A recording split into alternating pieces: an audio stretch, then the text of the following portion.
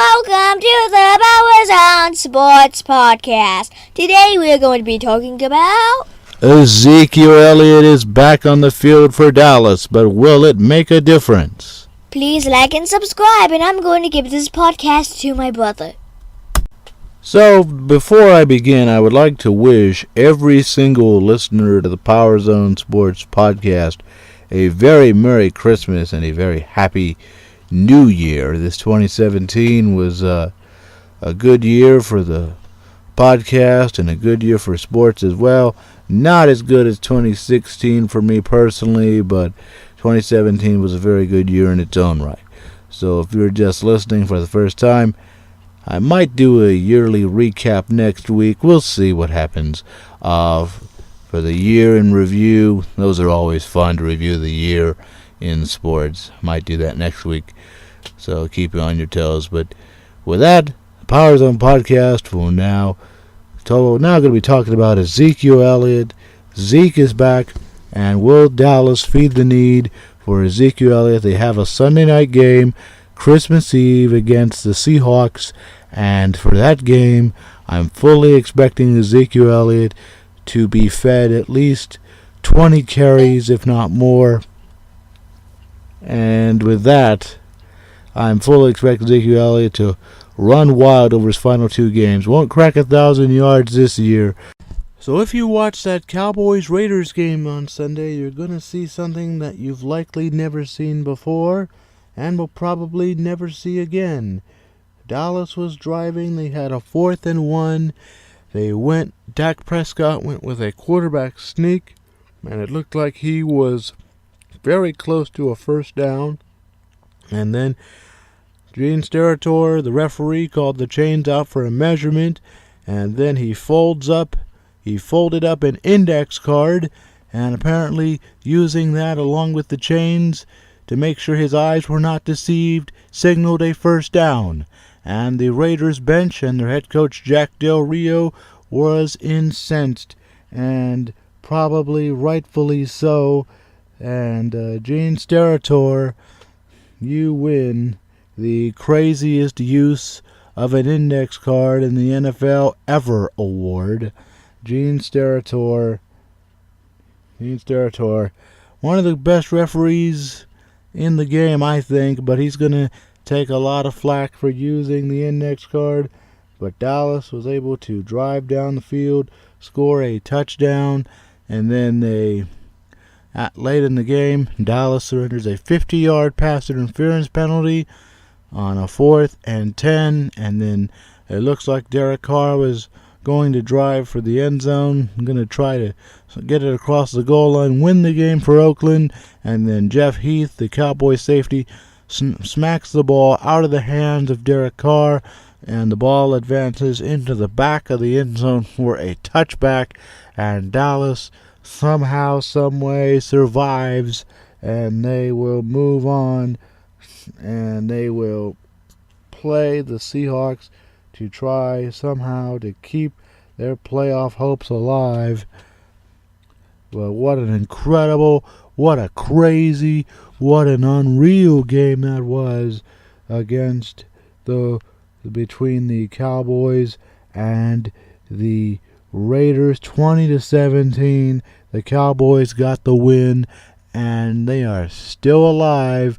Somehow, someway, the Cowboys' playoff hopes hanging on by a thread. Week 16 of the National Football League season, getting closer to the end of the regular season. 2 more weeks after this week, week 17, and then the road to the Super Bowl in Minneapolis will begin. As the games that took place today, the Baltimore Ravens defeated the Indianapolis Colts in Baltimore 23-16, and the Minnesota Vikings shut out the Green Bay Packers at Lambeau 16-0. And the games that are going to take place on tomorrow, Christmas Eve, I'll make my predictions. I'm picking the Bengals to defeat the Lions. I'm picking the Chiefs to defeat the Dolphins. I'm picking the Patriots to defeat the Bills. I'm picking the Panthers to defeat the Buccaneers. Oh, this is going to be a good one. Saints at the Falcons in New Orleans. I'm picking the Saints to beat the Falcons. I'm picking the Redskins to beat the Broncos. I'm picking the Rams to beat the Titans. I'm picking the Chargers to beat the Jets. Picking the Jaguars to beat the 49ers. I'm picking the Cowboys to defeat the Seahawks. I'm picking the Cardinals to defeat the Giants. And I'm picking the Christmas has 2 games on Christmas. One, picking the Steelers to defeat the Texans. And I'm picking Monday night, picking the Raiders to get their revenge and to defeat the Eagles. Monday Night Football. And this is the game I want to hold off to predict on. The Browns 0-14 on the season, taking on the Chicago Bears, and I'm picking the Chicago Bears to defeat the Cleveland Browns. Although part of me would love for Cleveland to get the win so that the Bears would have no choice but to get rid of John Fox as their head coach. I've said it before, I'll say it again. John Fox has no business coaching the Chicago Bears or coaching in the National Football League.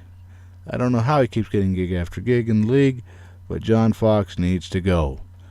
And the Bears are a mess. So it'll be interesting to see how that turns out.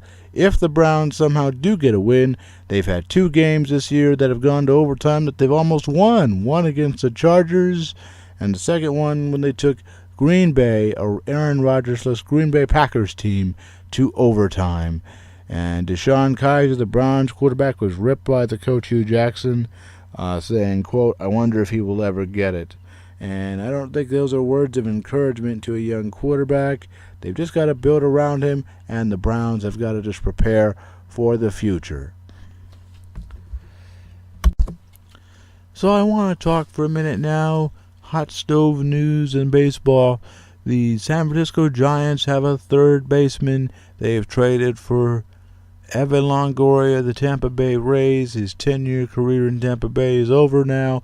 He's joining the National League to play third base, and I think it's a fantastic pickup for the San Francisco Giants. And now they have a big slugger in their lineup at the hot corner on defense. His defense is good to great, but he's always kind of been overshadowed because he was playing in Tampa.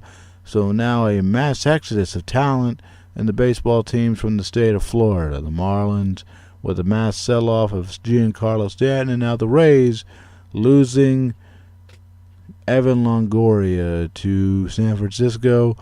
But the state of Florida, not going to be a good year for either team, looks like. Looks like both teams will be in the bottom of their respective divisions. But good for the Giants, a good pickup for them. What does that mean for Pablo Sandoval? Probably means if Pablo doesn't improve, I would imagine Pablo is probably going to be released by the Giants. The fan favorite with them, he's the least likeliest name on the list of who hit 3 home runs in a World Series game, Pablo Sandoval. He was a good player, but then took his talents to Boston, and he just seemed to the money seemed to be the biggest deterrent to his Boston Red Sox tenure there. But he's back in San Francisco. But if he doesn't shape up in San Francisco, they're prepared to move on. Evan Longoria, new third baseman for the Giants.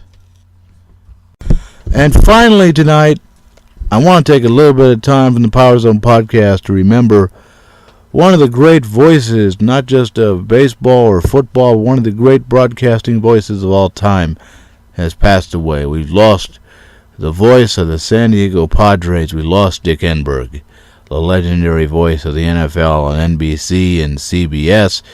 Dick Enberg, the voice of Super Bowl 20, where the Chicago Bears defeated the New England Patriots. And Dick Enberg is passed away at 82 years old. So I want to close the broadcast out by using his famous catchphrase, "Oh my!" Rest in peace, Dick Enberg. You've inspired a whole generation of future broadcasters. And the times I did get to watch Dick Enberg, I always thought he was a professional in every sense of the word. Farewell, Dick. Thanks for listening to the Power Zone Sports Podcast.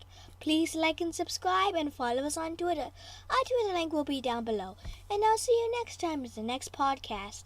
Have a Merry Christmas. Bye.